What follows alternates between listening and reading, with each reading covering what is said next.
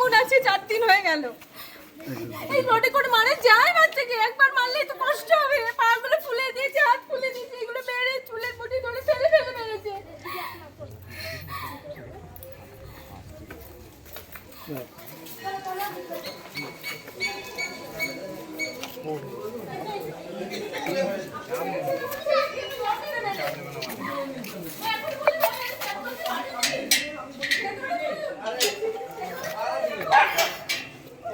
বোলপুরের নবনালন্দা স্কুলে মারধরের অভিযোগে তীব্র উত্তেজনা।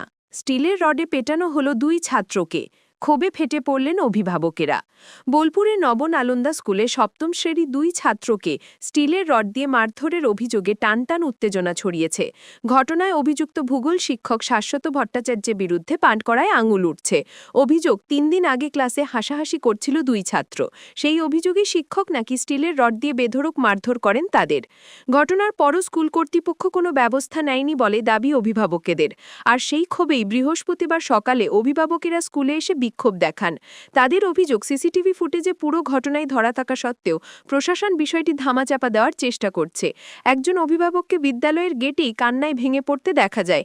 তার হাতে ছিল সেই স্টিলের রড, যেটি দিয়ে নাবালকদের পিটিয়ে আহত করা হয়েছে বলে অভিযোগ উঠে এসেছে। ক্ষুব্ধ অভিভাবকেরা প্রশ্ন তুলেছেন, আমাদের সন্তানদের ওপর এমন নির্মম আচরণ কেন? 3 দিন ধরে স্কুল কর্তৃপক্ষ কোনো খোঁজই নিল না। স্কুল চত্বরে মুহূর্তে উত্তেজনা ছড়িয়ে পড়ে।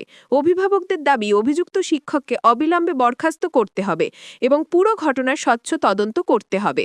অন্যদিকে স্কুল কর্তৃপক্ষের দাবি, আজ অভিভাবকেরা এসে প্রথমবার বিষয়টি তাদের জানান। তারা বলেন, সিসিটিভি ফুটেজ সহ সমস্ত তথ্য যাচাই করে সংশ্লিষ্ট শিক্ষকের বিরুদ্ধে যথাযথ ব্যবস্থা নেওয়া হবে। আমাকে প্রথম আমরা এমনি খেলাখেলি করছিলাম, দিয়ে ও স্যারটা আমাকে ডেকে নিয়ে গেল উপরে, দিয়ে আমাদের সায়ন্তন স্যার, দিয়ে সায়ন্তন শাশ্বত স্যার দিয়ে নিয়ে গেল, দিয়ে আমাদেরকে মারলো এরকম করে, গালে চড় মেরেছে, এসব করলো। আর সিলের পাইপ দিয়ে মেরেছে। কেন মারলো কেন? হ্যাঁ, মারলো কেন? আমরা এমনি খেলাখেলি করছিলাম বলে। তো তোমরা কি চাইছো? হ্যাঁ, কি চাইছো তোমরা? আমাদের স্যারকে বার করে দেওয়া হয়। কোন নাম? আমার নাম কি হয়েছে বলো, কি হয়েছে? আমরা গল্প করছিলাম আর একটু অল্প ঠেলাঠেলি করছিলাম, নিয়ে একজন স্যার এলো, সোহেল স্যার বলে, নিয়ে বললো তোদের ক্লাস টিচার ডাকছে, উপরে উপরে ফ্লোরে নিয়ে গেলো। তারপরে বললো যে একে অপরকে চড় মার। না, আমরা আস্তে আস্তে মারছিলাম বলে এমন জোরে চড় মেরেছে আমার বন্ধুরা বমি করে দিয়েছে। আর তারপরে আবার রডে করে মারলো, হাত পা ফাটিয়ে দিল। কেন মারলো কেন? চ্যাটালি করছো বলে? হ্যাঁ চ্যাটালি করছো বলে? হ্যাঁ, আর গল্প করছিলাম। এবং কি চাইছো? হ্যাঁ, কি চাইছো তোমরা? আমি চাইছি যত শাস্তি চাই, ফাটিয়ে দিয়েছে। 2 ছাত্রকে মারধরে এবং সেটি রড দিয়ে এবং চড়-থাপ্পড় মারার একটা অভিযোগ, কি বলবেন? এটা ভুল। রড দিয়ে কোনোভাবেই ওকে হিট করা হয়নি। অভিভাবক সেই রড পর্যন্ত দেখাচ্ছেন, বলছেন যে এই রডে করে মারা হয়েছে এবং সিসিটিভিতেও নাকি তিনি দাবি করছেন যে সিসিটিভিতেও সেই দেখানো হয়েছে। সেটা করা হয়নি বলেই কিন্তু আমরা সেই পারমিশনটা দিয়েছি ওনাকে দেখতে দেওয়ার। নাহলে সেই পারমিশনটা হয়তো স্কুল বা আমরা দিতাম না। কি হয়েছিল সেদিন অ্যাকচুয়ালি ঘটনা? দুজন মিলে বদমাশি করছিল, নিজেদের মধ্যে মারপিট করে জামা প্যান্ট ছিঁড়ে ফেলেছিল। সেই অভিযোগটা আমি যেহেতু ক্লাস টিচার আমার কাছে আসে, আমি সেই মতো ওদেরকে বকাঝকা করি। বকাঝকা করাকালীন ও হাসে, এবং হাসাকালীন আমি যখন আবার বকাঝকা করি তখন আমাকে গালি দেয়। এবং অ্যাজ এ শিক্ষক আমার ওটা খুব সম্মানে লেগেছে, এবং সম্মানে লাগার কারণেই আমি বাধ্য হয়েছি তখন ওকে আরো মানে শাস্তি দেওয়ার জন্য। সেটা কি স্টিলের রড বা না না, একদমই না, একদমই না, স্টিলের রড দিয়ে নয়। স্টিলের রড দিয়ে মারা যায় কখনোই? গায়ে দেখাচ্ছে এখানে কালসিটে দাগ পড়ে গেছে। সেটা কিভাবে পসিবল আমি বুঝতে পারছি না। ইভেন সব থেকে মজার ব্যাপার, মানে সেদিনকার ঘটনার পর উনি তো ফোন করে আমাকে যাচ্ছে তাই থ্রেটনিং করেন, বলেন যে তোমার বাড়ি থেকে হাত পা ভেঙে দেবো, তোমাকে থানায় নিয়ে যাব। সেই পর্যন্ত ঠিক ছিল, আমি সেখানেও কিছু বলিনি, আমি চুপচাপ ছিলাম।